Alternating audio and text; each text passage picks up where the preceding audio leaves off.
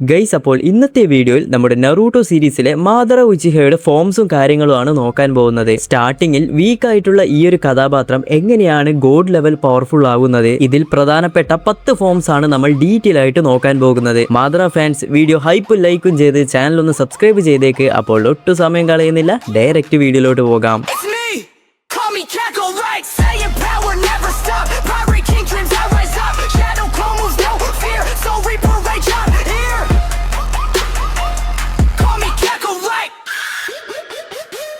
ഇവിടെ 10th പ്ലേസിലുള്ളത് നമ്മുടെ kid മാദറ. ഈ ഒരു സമയത്തിലുള്ള മാദറ കുറച്ച് വീക്കാണ്. ചെറുപ്പത്തിൽ ഹാഷിരാമ സെഞ്ചുവിന്റെ കൂടെയാണ് ട്രെയിനിങ് ചെയ്തത്. അങ്ങനെ ഈ ഒരു സമയത്താണ് നമ്മുടെ മാദറയുടെ ഷെറിംഗൻ ആദ്യമായിട്ട് അവൈക്കൺ ആകുന്നത്. അതായത് നമ്മുടെ മാദറയും ഹാഷിരാമയും ട്രെയിനിങ് ചെയ്യുന്ന സമയം ഇവരുടെ ക്ലാനുകൾ ഏതാണെന്ന് പരസ്പരം അറിഞ്ഞിരുന്നില്ല. അതായത് നമ്മുടെ മാദറ ഉച്ചിഹയാണെന്ന് ഹാഷിരാമയും അറിഞ്ഞില്ല, നമ്മുടെ ഹാഷിരാമ സെഞ്ചു ക്ലാനിലുള്ളതാണെന്ന് മാദറയും അറിഞ്ഞില്ല. കാരണം ഈ രണ്ട് ക്ലാനിലുള്ള ആൾക്കാരും പരസ്പരം ശത്രുക്കളായിട്ടാണ് കാണുന്നത്. എന്നാൽ ഫൈനലി ഒരു ദിവസം ഈ ഒരു കാര്യങ്ങളൊക്കെ രണ്ടുപേരും അറിയുന്നു. ഇവിടെ ഒരു കുഴപ്പം എന്താണെന്നാൽ നമ്മുടെ മാദറയുടെ ബ്രദേഴ്സിനെ സെഞ്ചു ക്ലാനിലുള്ള ആൾക്കാർ കൊന്നു കളഞ്ഞിരുന്നു. അതുപോലെ തന്നെ ഹാഷിരാമയുടെ ഒരു ബ്രദറിനെയും നമ്മുടെ ഉച്ചിയ ക്ലാനിലുള്ള ആൾക്കാർ കൊന്നിട്ടുണ്ട്. എന്നാൽ മാദറയ്ക്ക് തന്റെ ബ്രദറിനെ കൊന്ന ആ ഒരു വംശത്തിലുള്ള ഒരാളാണ് ഹാഷിരാമ എന്ന് അറിഞ്ഞതിന് ശേഷം താൻ ഇത്രയും നാളും കൂടെ കൂട്ടിയിരുന്ന ആ ഒരു ഫ്രണ്ട് ശത്രു വംശമാണെന്ന് ആ ഒരു ഇമോഷൻ വെച്ച് നമ്മുടെ മാദറ ആദ്യമായിട്ട് ഷെറിംഗൻ അവൈക്കൺ ചെയ്യുന്നു. അപ്പോൾ ഇതാണ് ആ ഒരു കിഡ് വേർഷനിലുള്ള മാദറ. ഇനി 9th പ്ലേസിലുള്ളത് നമ്മുടെ MS മാദറ, അതായത് മങ്കിക്കു ഷെറിംഗൻ അവൈക്കൺ ചെയ്ത ആ ഒരു മാദറ. നമ്മൾ നേരത്തെ പറഞ്ഞ ആ ഒരു കിഡ് മാദറയും ഹാഷിരാമയും വലുതായി സെഞ്ചുവും ഉച്ചിഹയും തമ്മിൽ പരസ്പരം യുദ്ധം നടക്കുകയാണ്. ഇവിടെ ഹാഷിരാമ ആൻഡ് മാദറയുടെ ബ്രദേഴ്സ് ആയിട്ടുള്ള ടോബിരാമയും ഇസുനയും തമ്മിൽ പരസ്പരം ഫൈറ്റ് ചെയ്യുന്നു. ഇവിടെ നമ്മുടെ ടോബിരാമയാണെങ്കിൽ ഇസുനയെ ഓൾമോസ്റ്റ് ഡിഫീറ്റ് ചെയ്തിട്ടുണ്ടാകും. അതായത് പുള്ളിക്കാരൻ മരിക്കില്ല, എന്നാൽ മരിക്കാനായ അവസ്ഥയിൽ എത്തിച്ചിട്ടുണ്ടാകും. ഈ സമയത്ത് മാദറ പെട്ടെന്ന് അവിടെ വരികയും മാദറയുടെ കണ്ണിൽ നമ്മൾ നോക്കിക്കഴിഞ്ഞാൽ ആ ഒരു മാങ്കിക്കു ഷെറിംഗൻ നമുക്ക് കാണാനും സാധിക്കും. അതായത് ഈ ഒരു സമയമാകുമ്പോഴേക്കും നമ്മുടെ മാദറയ്ക്ക് മാങ്കിക്കു ഷെറിംഗൻ ഉണ്ട്. എന്നാൽ ഇത് എങ്ങനെയാണ് അവൈക്കൺ ചെയ്തതെന്ന് നമുക്ക് കാണിച്ചു തന്നിട്ടില്ല.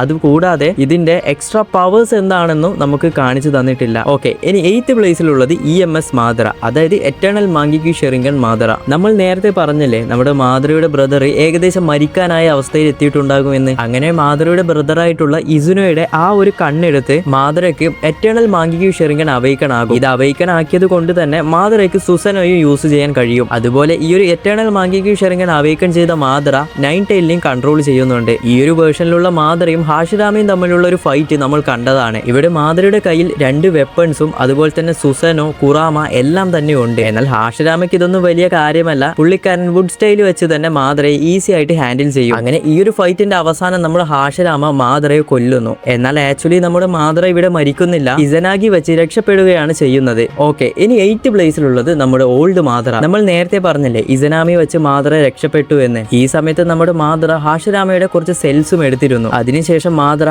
ആരും കാണാതെ ആ ഒരു കേവിനുള്ളിൽ വർഷങ്ങളോളം കാത്തിരിക്കും. എന്തിനു വേണ്ടി? ആ ഒരു റെനിഗൺ ആക്ടിവേറ്റ് ചെയ്യാൻ. പിന്നീട് ലാസ്റ്റ് മാദറയെ ആ ഒരു വയസ്സായിട്ടുള്ള മാദറയായിട്ടാണ് കാണിച്ചു തന്നത്. അതായത് മുടിയൊക്കെ നരച്ച രീതിയിൽ, സ്കിന്നൊക്കെ ചൊളിഞ്ഞ് ഏകദേശം മരിക്കാനായ അവസ്ഥയിലാണ് നമുക്ക് കാണിച്ചു തന്നത്. പിന്നീട് നമ്മുടെ മാദറ മരിക്കാനാകുന്ന ആ ഒരു സമയം റെനിഗൺ ആക്ടിവേറ്റ് ചെയ്യുകയും പിന്നീട് ആ ഒരു റെനിഗൺ നാഗോട്ടോക്ക് ഇംപ്ലാന്റ് ചെയ്യുകയും ചെയ്യും. ഈ ഒരു സമയത്താണ് നമ്മുടെ മാദറ ഒബീറ്റോയെ മാനിപ്പുലേറ്റ് ചെയ്ത് തന്റെ പ്ലാൻ ഒക്കെ ഒബീറ്റോയോട് പറഞ്ഞ് ആ രീതിയിൽ മുന്നോട്ട് പോവുക. ഓക്കെ, ഇനി 6th പ്ലേസിലുള്ളത് എഡോ ടെൻസെ മാദറ, അതായത് റീആനിമേഷൻ മാദറ. നമ്മൾ നേരത്തെ പറഞ്ഞതുപോലെ തന്നെ മാദറ ആ ഒരു റെനിഗൺ ആക്ടിവേറ്റ് ചെയ്ത് തന്റെ പ്ലാൻ ഒക്കെ ഒബീറ്റോയോട് പറഞ്ഞ് മാദറ ഇവിടെ മരിക്കുന്നു. അത് കഴിഞ്ഞ് 4th ഗ്രേഡ് നിഞ്ച വാറിൽ നമ്മുടെ മാദറ റീആനിമേറ്റഡ് ആയി വരുന്നു. അതായത് റീആനിമേറ്റഡ് ആയി വരുന്നത് കൊണ്ട് തന്നെ തന്റെ ഫുൾ പവറിലാണ് ഇവിടെ എത്തുന്നത്. തന്റെ എതിരെ വന്ന എല്ലാ ഷിനോബീസിനെയും ഇവിടെ മാദറ അടിച്ച് തെറിപ്പിച്ചു. എല്ലാ ഷിനോബീസിനും ഗോസ്റ്റ് ഓഫ് ഉച്ചിഹ ആരാണെന്ന് കാണിച്ചു തന്ന ആ ഒരു മൊമെന്റ് ആണ് ഇത്. ഓക്കെ, ഇനി 5th പ്ലേസിലുള്ളത് ബ്ലൈൻഡ് മാദറ, അതായത് റീആനിമേഷൻ ആയി വന്ന മാദറ പിന്നീട് റെനി ടെൻസെ വെച്ച് താൻ നോർമൽ രൂപത്തിലേക്ക് മാറുന്നു. എന്നാൽ ഇവിടെ ഉണ്ടായ ഒരു പ്രശ്നം എന്തെന്നാൽ റീആനിമേഷനായി വന്ന സമയത്ത് തന്റെ ആ ഷെറിംഗണും റെനിഗണും ഒക്കെ ഒരു ഫേക്ക് ആയിരുന്നു. എന്നാൽ താൻ സ്വന്തം രൂപത്തിലേക്ക് മാറിയ സമയത്ത് തന്റെ ഒറിജിനൽ കണ്ണുകൾ, അതായത് ആ ഒരു ഒറിജിനൽ റെനിഗണൊക്കെ ഒബീറ്റോയുടെ കയ്യിലാണ് ഉള്ളത്. അതുകൊണ്ട് ബാക്കിയുള്ളതൊക്കെ നോർമൽ രൂപത്തിൽ മാറിയപ്പോൾ തന്റെ ഫേക്ക് ആയിട്ടുള്ള കണ്ണുകൾ നശിച്ച് ബ്ലൈൻഡ് ആയി ഇവിടെ മാറുന്നുണ്ട്. എന്നാൽ ഇവിടെ മാദറയ്ക്ക് കണ്ണ് കാണുന്നില്ലെങ്കിലും സാസ്കിയുടെ കൂടെയൊക്കെ കിടിലനായിട്ടാണ് ഫൈറ്റ് ചെയ്യുന്നത്. അതായത് കണ്ണില്ലാതെ പോലും സെൻസ് ചെയ്ത് ഫൈറ്റ് ചെയ്യാനുള്ള കഴിവ് മാദറയ്ക്കുണ്ട്. കൂടാതെ ഈ ഒരു ഫൈറ്റ് നടക്കുന്ന സമയത്ത് സാസ്കെ തന്റെ അമത്തറസ് വെച്ച് മാദറയെ കത്തിക്കാൻ നോക്കുമ്പോൾ മാദറ പെട്ടെന്ന് തന്നെ തന്റെ ഡ്രസ്സ് ഊരിക്കളയുന്ന സമയത്താണ് മാദറയുടെ ചെസ്റ്റിലായിട്ട് ഒരു ഫേസ് കാണുന്നത്. കൂടാതെ ഈ ഒരു സമയമാകുമ്പോഴേക്കും കാബൂട്ടോയുടെ കൺട്രോളിലല്ല മാദറ ഉള്ളത്, ഇവിടെ ഫ്രീ